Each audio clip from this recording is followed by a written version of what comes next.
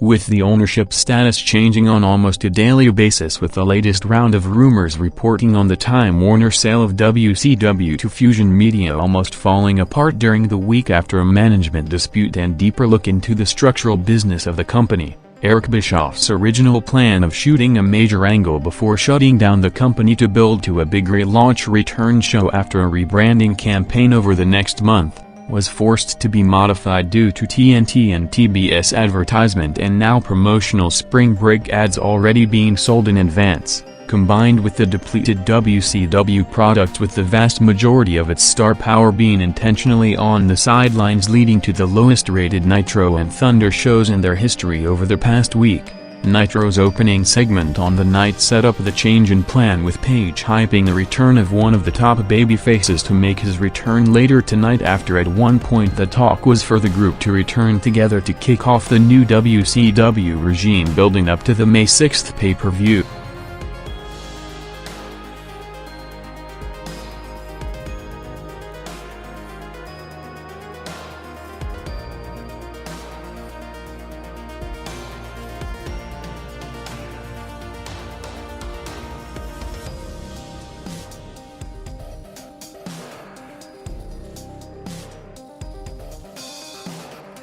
Despite the constant uncertainty over the change in plans and sale in general, Eric Bischoff continues to run the show backstage at the Monday night TV tapings, along with taking part in creative meetings to give the general direction he wants the product to go in before TV scripting is done by Ed Ferrara and Terry Taylor. With the current creative committee for Nitro and Thunder involved Ferrara, Taylor, Eric, Johnny Ace and Jimmy Hart, with most of the crew under the second Russo regime now out of the picture, as Nitro's first hour saw Ernest Miller stepping down from his commissioner role to go after Kanyon before being confronted by Ric Flair booking the match for the agreed pay-per-view instead of tonight, starting a brawl with Flair instead booking Kat in a match against Rick Steiner set to close the first hour.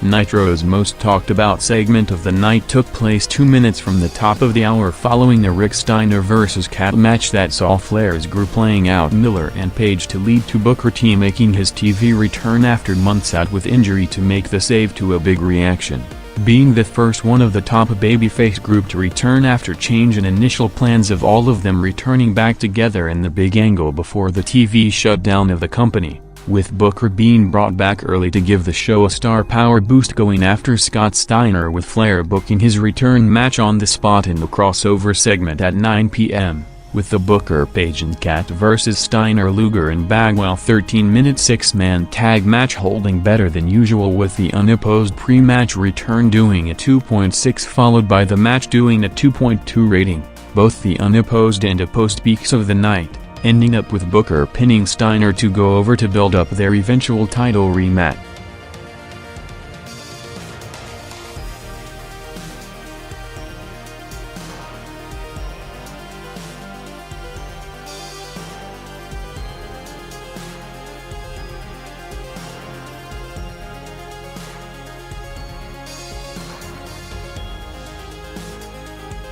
With the hype double main event matching expectations last night in an all-time great No Way Out pay-per-view, the stage was now officially set for the most anticipated match of the WWF boom period, with The Rock and Steve Austin set for the WrestleMania main event, years in the making, to make Rock vs. Austin the first match in history to headline 2 WrestleMania events after their first one shattered all pay-per-view industry records in March '99. With Rock opening Raw to a massive ovation as the new WWF champion, putting over Kurt Angle for his performance last night before moving on to WrestleMania to bring out Austin to the ring, starting the build-up to the match, advising Rock to stay healthy on the way to April 1st, with Rock responding with an advice back telling him to get ready, leading to an intense stare-down in an iconic image that is set to be used all over the promotion and marketing to the show, targeted to break every record in history, with hype now going into overdrive for the next 5 weeks, with Raw after the last few weeks of opening lower than usual, spiking big on the night with the Raw costing segment bumping Raw over 1.7 million viewers over last week to open with a 4.4 opening quarter rating with over 6 million viewers, the highest rated opposed opening segment since November 2000.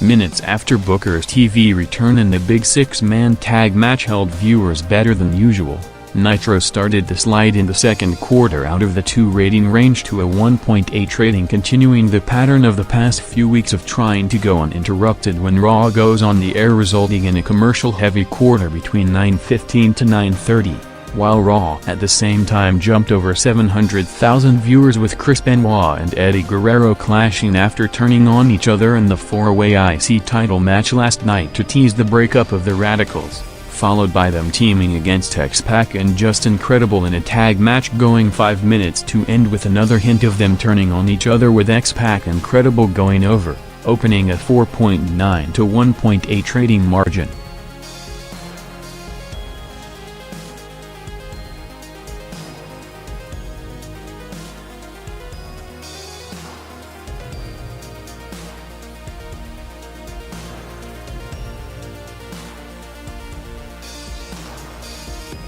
With Vince now not looking to take any chances with major names potentially jumping to competition groups after the massive game-changers Hogan, Savage, Piper, Hall and Nash proved to be for WCW to almost cause him irreversible damage, Shawn Michaels, who was signed to a new long-term contract despite not working a match in 3 years, commented on his website on his current status and imminent return, with him set to have a high-profile role and time for the WrestleMania pay-per-view, saying that despite rumors with the most prominent one being him wrestling Triple H at the event, he wasn't contacted by the company once since signing the new deal with JR, and is guessing that they still try to find a way to write him back into TV storylines, saying that he still need to get back into ring shape to match the standards he set in his previous run to pretty much rule him out of an in-ring return by April 1st. With Nitro continuing the drop throughout the hour to near record low levels with a 1.6 rating, while Raw entered the 5 rating range in the third quarter.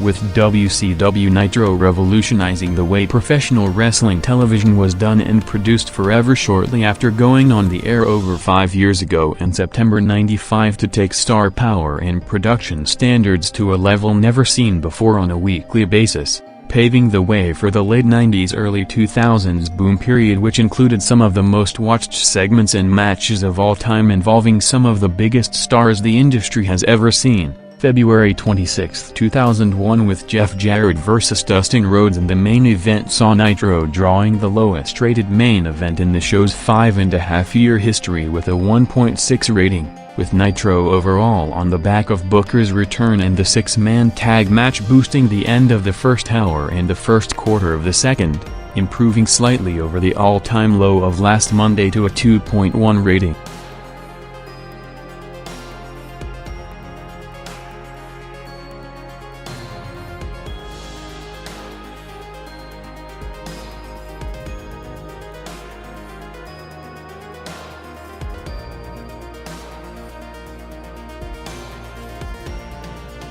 Going against the record-low Nitro main event, Raw continued to climb to a first-hour high 5.2 rating to almost triple the 1.6 for the Rhodes vs. Jarrett match, seeing Vince booking the main event for tonight after both Angle and Show asked for Rock to make it a 3-way for the hardcore title, with Rock responding in a promo minutes later, followed by a tag titles match with the Dudleys defending the belts against Rikishi and Haku, with Taker and Kane out on stage, going 7 minutes with the Dudleys retaining to end up with Kane and Taker laying out both teams for the finish. with the top of the hour set to feature Vince McMahon in a rare TV match teaming with Trish against Regal and Stephanie.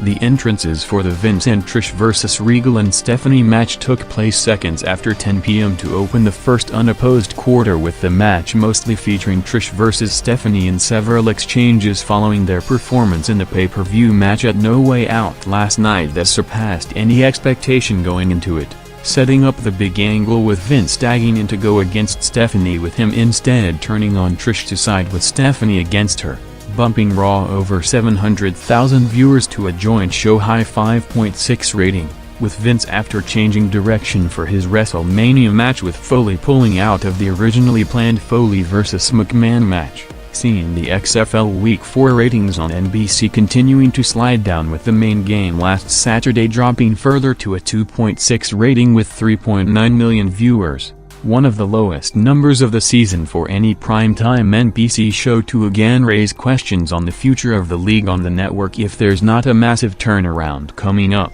with NBC president sending out a press release following the number saying that they're still committed to the XFL and are going to give it a chance to grow, noting that he hopes the viewership slide has bottomed out at this week's 3.9 million after debuting at a massive 15.7 million less than a month ago, with Vince outside of the XFL experiment continuing to get positive news on his main business, with the WWF quarterly report for the period between November 2000 to January 2001 coming in at record levels, with a massive increase in television revenue despite lower numbers due to the bigger contract with TNN compared to USA Network, as well as another notable revenue stream being huge sales for the 2 video games released during the period, with SmackDown Know Your Role being the highest-selling game for the PlayStation consoles since its release in November, along with WWF No Mercy in the same period being the highest-selling game for Nintendo, already selling over 750,000 copies worldwide.